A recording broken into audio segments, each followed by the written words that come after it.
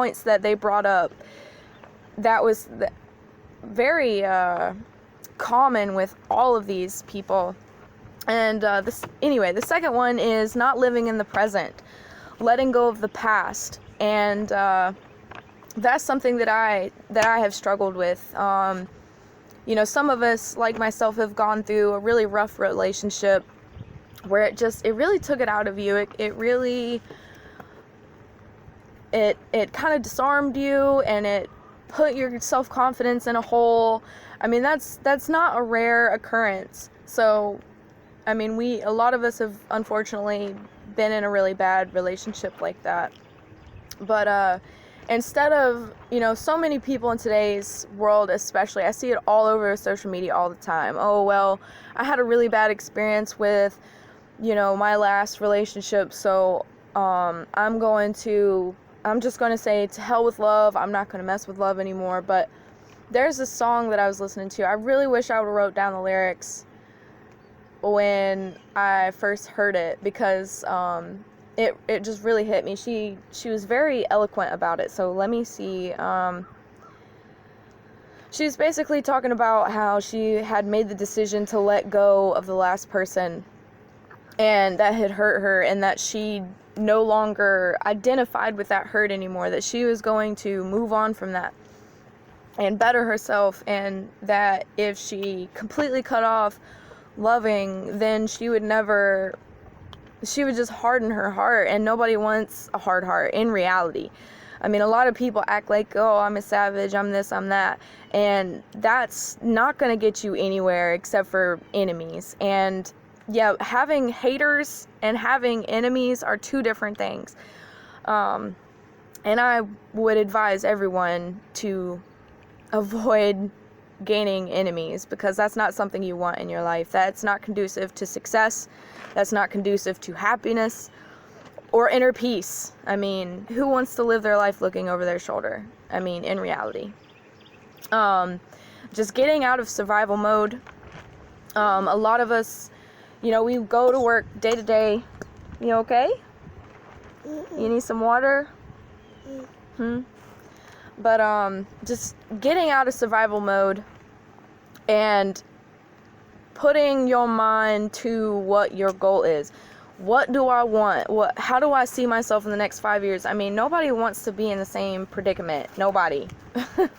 I mean, even billionaires, even millionaires, they can get comfortable and they can be pleased with where they're at and everything, but here, give me a second, y'all.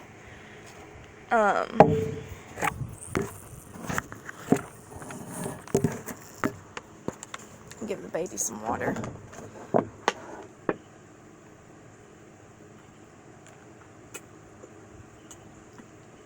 Easy.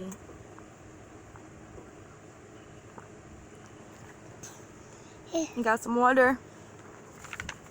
Yeah. Let me see. Oh, yes. As I was saying, getting out of survival mode. Like I was saying, a lot of us go to work every single day and we focus on that next paycheck that you're going to get that Friday or next week or this or that, and what you're going to do with it, and how you're going to try to save money and this and that. But try to actively live in the present. Try to find happiness and gratitude in what you have right now.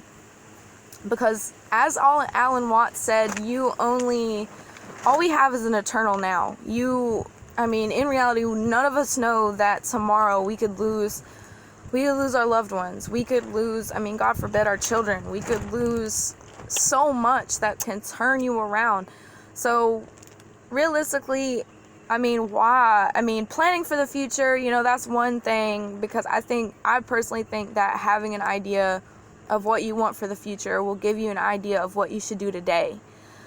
But there again, all you have is today. All you can do is focus on today and how you're going to reach your goals today. Got paper flying all over the place. Let me see. Making a difference, making a difference in the world in general, making a difference in your world, in your friends' world, in your loved ones. And everybody in your life, even the people who aren't directly in your life. What about your great-grandchildren, you know? I'm reading a book right now called A Swiftly Tilting Planet. Yeah. You want to go look for the chickens? Go look for the chickens, Chloe. There's a chicken. Go get him. Go get him. But in this book, they're talking about, good grief, y'all. I just forgot what point I was going to make. Here, give the bread to the chickens. They really like your peanut butter bread. Go share. Go share with the chickens. Good grief. Gosh knows, what was I going to bring up? Anyway, I'm just going to move on from that. Sorry. I had a really good point there. Anyway, let's just move on. Oh, yeah, that's right. Okay. Making a difference in the world and for your grandchildren and all that. They're talking about, I'll make this super quick. So, they're talking about how, here's the family today, and the world is about to get blown up by this Vespuccian mad dog, and he's just going to go all out nuclear war and just screw it all up, right? Well, Charles Wallace, the younger boy, he's very gifted, and he's going to go back in time, and he's going to change things. Yeah, that's exciting. And he's going to go back and change what happened to this person or that person, so that in the future, his mother, yes, Banana's all gone, so that his future can, his mother-in-law can be better and improve. Derek, will you get her the other banana? Pretty please. But yeah, I mean, think about it. Like, what if your grandchild had the chance to go back into the world and change something?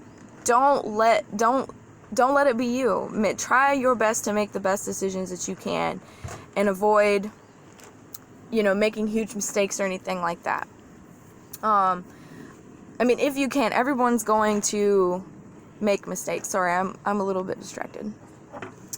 Let me see. But anyway, let me move on to number 3. Yeah. You hear that, chicken? Number 3. Not starting soon enough. Pursuing your goals immediately. Let me see. There is this guy, Ron Sim. I can't remember exactly what he did, but he's from Singapore, and he is one of the self-made billionaires that they were interviewing. And he says, quote, "There's no right time to start a business or have a child, but if you don't do anything, then nothing will happen. So not waiting for the right moment, the sooner the better," along those lines, end quote. And obviously that's not what he said, but that brings up another good point. Kind of just jumping on opportunity right now, and again, back to number 3, living in the present. For example, like I said in my last video, I had been procrastinating for years to finally start a YouTube channel, but now I have all this motivation to start doing it, and I'm pretty sure, like, let's say that this blows up 5 years from now, I'll be thinking, like, gosh, right now it could have been blown up, because if I had started 5 years ago, that was a very common theme with all of these folks. Number 4, not being bolder. Billionaires are people too, and they weren't born great risk takers or fearless, they weren't born that way. We all have our obstacles that we have to work around, that we have to get around, and